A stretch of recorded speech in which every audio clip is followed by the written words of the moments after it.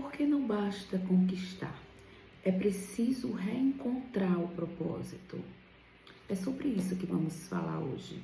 Fique aqui com a gente, dê um like, se inscreva no canal, vamos ajudar o canal a crescer. Então, falar sobre questão de propósito, de vida, de crise de propósito, é algo que vem mexendo um pouco com os meus pensamentos ultimamente, e acho que acredito com o pensamento de muitos de nós, seres humanos contemporâneos. Um fenômeno em que nos mostra que parece que a vida está funcionando tudo bem, todas as metas são cumpridas, fazemos tudo direitinho, nosso trabalho, seguimos rotinas, mas é como se faltasse algo. Às vezes falta um pouco de sentido. Não é exatamente uma tristeza, não é uma preguiça, mas é como se fosse um silêncio interno, um silêncio dentro da alma, como se o motor da vida estivesse ligado, mas perdendo a direção. Então essa crise, ela surge quando começamos a desalinhar algumas coisas na nossa vida. Então não é que nós não encontramos ainda nosso propósito, mas talvez ele esteja se desalinhando, esteja perdendo o ritmo correto, o caminho certo. Então é um estado de questionamento profundo sobre o sentido, a direção e o valor da própria vida. Trabalho, ações diárias, frequentemente descrito como um sentimento de vazio, de desmotivação, de angústia. Então, por que não basta chegar lá? Não basta só chegar lá. É preciso se reencontrar com o nosso propósito sempre ao longo da vida. Ele pode ir mudando de rumo, mudando de cara. Precisamos falar sobre isso. Por quê? Essa ideia de chegar lá, de conquistar uma meta, dominar uma habilidade, alcançar um sonho, isso é tudo muito gostoso. Mas não adianta só chegar lá, é preciso evoluir, continuar uma evolução. Às vezes essa evolução se amplia para várias áreas da nossa vida, seja uma área familiar, profissional, espiritual. Então, tem muitas questões, né? Mas assim, é como se o coração sempre pedisse mais, não mais coisas, mas é como se fosse mais profundidade para viver. Então, o grande Guimarães Rosa, né, o escritor Guimarães Rosa já dizia que o que a vida quer da gente é coragem. E essa coragem que o Guimarães fala é coragem para seguir crescendo, né? Mesmo quando já conquistamos coisas que nós nem imaginávamos conquistar. Coragem não para nos contentarmos com o raso, com o medíocre, né? Mas mergulharmos no profundo, naquilo que realmente faz a nossa alma suspirar mais alto. Paulo Freire também, o grande educador, ele nos lembra que não há saber mais ou saber menos, há saberes diferentes.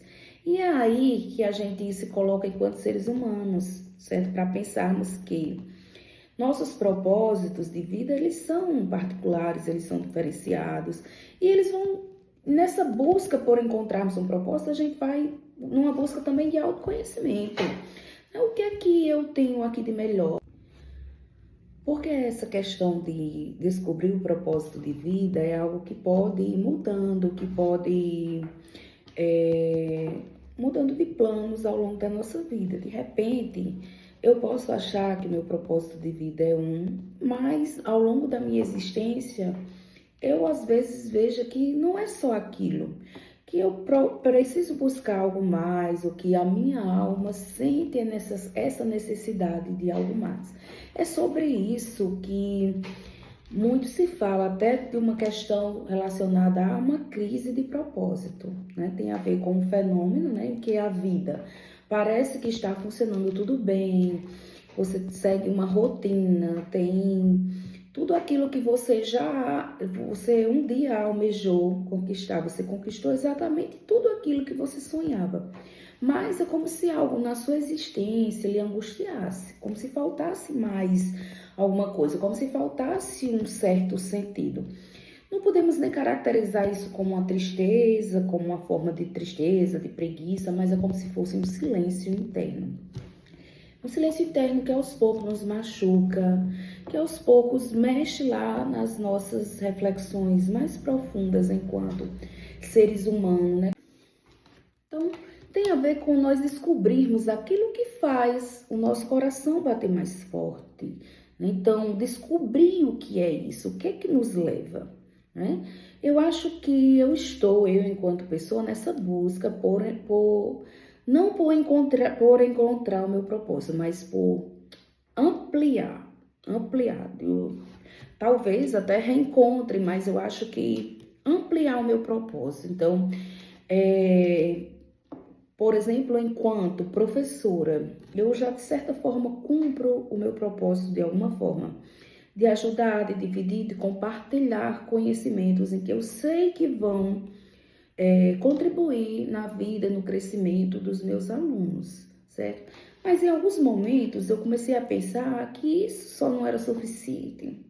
Então, isso só não era algo que já enchesse tanto o meu coração de realização. Então, eu queria ter essas conversas num público maior. Então, acho que eu estou aqui buscando essa ideia de ampliar mais, de me reconectar, de ampliar o meu propósito de vida. Então, digamos que algumas dicas, algumas formas que a gente pode pensar nisso. Uma das grandes maneiras que muitas pessoas encontram, às vezes, é através da dor, certo? Muita gente vê, às vezes, naquilo que ela sofreu, naquilo que a pessoa teve muita dificuldade, ou algo que ela passou na vida, ela busca ajudar pessoas que também viveram experiências parecidas e procuram ajudar. Por exemplo, pessoas às vezes que passam por um câncer e de repente entram em alguma associação, um hospital ou algo assim, ONGs, para ajudar pessoas que também sofrem com a doença, mães que às vezes perdem seus filhos, ou que os filhos estão no mundo das drogas, ou algo às vezes relacionado pela dor. A dor é uma forma de levar o propósito. Então, quais são as nossas dores? Quais as dores que eu passei e que eu posso ajudar pessoas que passam pela dor parecida com a minha? Outra coisa também é, às vezes, ensinar a fazer algo. O que é que você sabe fazer? O que é que você poderia ensinar às pessoas, né? Suas paixões. Qual é a sua paixão? É a culinária? É a beleza? É a estética? É viajar? Então, nós temos muitos de nós em nós mesmos. Nós não somos um ser único, somos únicos, para não ficar uma fala meio contraditória. Mas assim, que eu quero dizer é que a nossa essência, ela se multiplica dentro de nós. Então, nós vamos ter vários talentos, coisas que nós gostamos de fazer, que nos dá prazer. Então, o que é que isso pode ajudar na vida do próximo, do outro?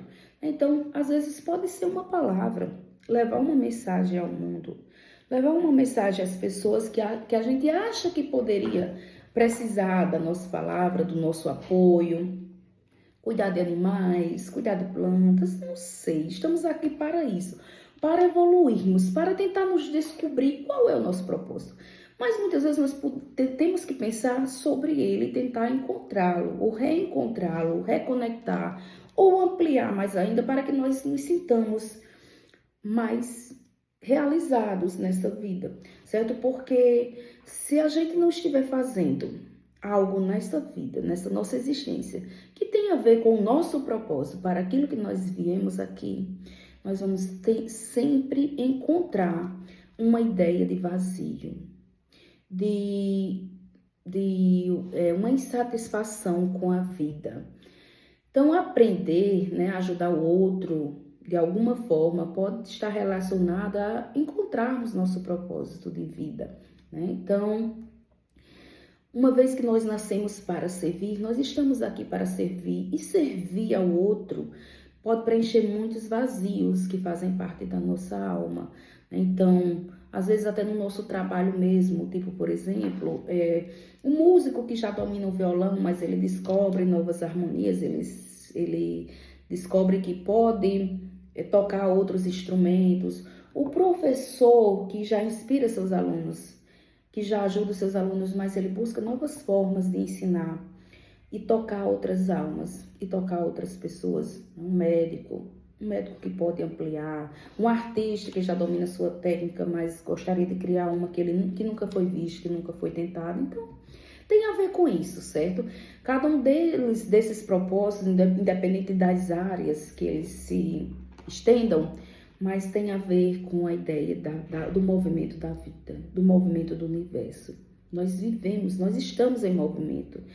A nossa forma até geográfica de viver, o nosso planeta vive em movimento, o universo inteiro vive em movimento. Então, ele não tolera estagnação, paralisação.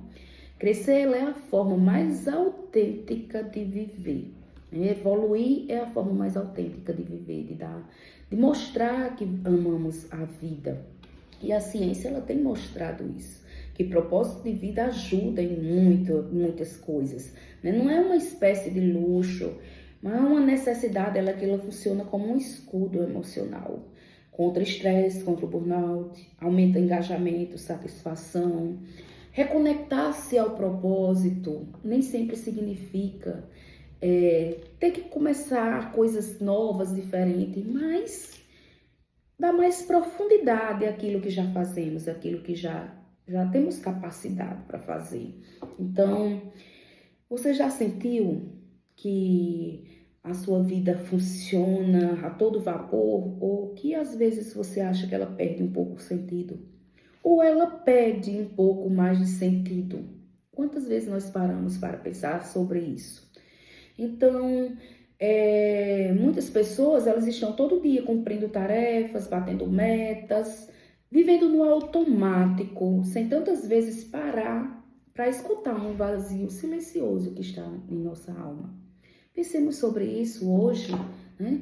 Será que muitos de nós não estamos vivendo uma crise de propósito, né? Então, que passemos a refletir sobre isso, certo? Então, se permita seguir se conhecendo, se autoconhecendo, crescendo, mesmo depois de chegar lá, mesmo depois de chegar naquele ponto que você achava que era o ponto final, né? No lá em cima, um dia onde você sonhou em chegar, pode ainda ter um outro mundo a ser explorado. Fique com essa mensagem nesse dia de hoje.